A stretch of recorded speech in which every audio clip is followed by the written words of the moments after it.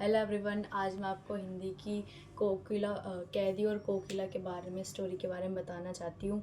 इसके अंदर माखनलाल चतुर्वेदी जी होते हैं। वो अपनी जब ब्रिटिश लोग का शासन चल रहा होता है इंडिया में, उसके टाइम के अपनी एक कविता लिख रहे होते हैं। वो हमें बता रहे होते हैं कि वो एक दिन क्या कहते हैं, जब वो इंडिया जब क्या कहते हैं ब्रिटिश लोग के कब्जे में आ गया था, तो जब जो लेखक जो होते थे वो क्या कहते हैं ब्रिटिश लोग के ऊपर नहीं लिख सकते थे।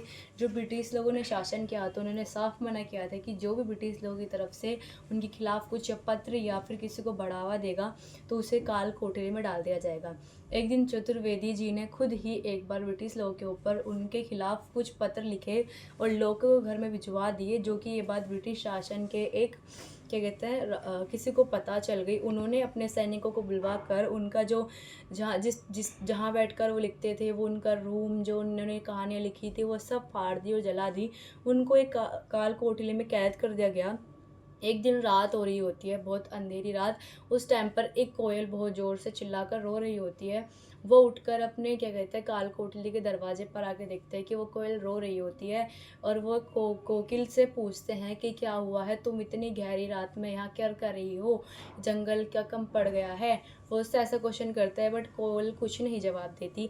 फिर वह उससे क्वेश्चन पे क्वेश्चन पूछ रहे होते हैं, क्या हुआ कोकिल, बताओ तो सही, क्या जंगल जल रहा है, क्या अभी देश आज़ाद नहीं हुआ है, क्या देश भूल चुका है कि वो क्या कहते हैं कि वह क्या कहते हैं आज़ाद नहीं हुए हैं, अभी भी ब्रिटिश लोग का शासन है।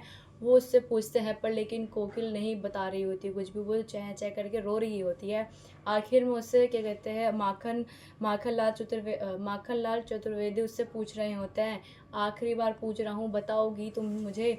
मैं तो काल कोठरी में बंद हूँ और कविता लिखता रहूँगा। मैं अपने रथ से अभी भी पत्थरों पर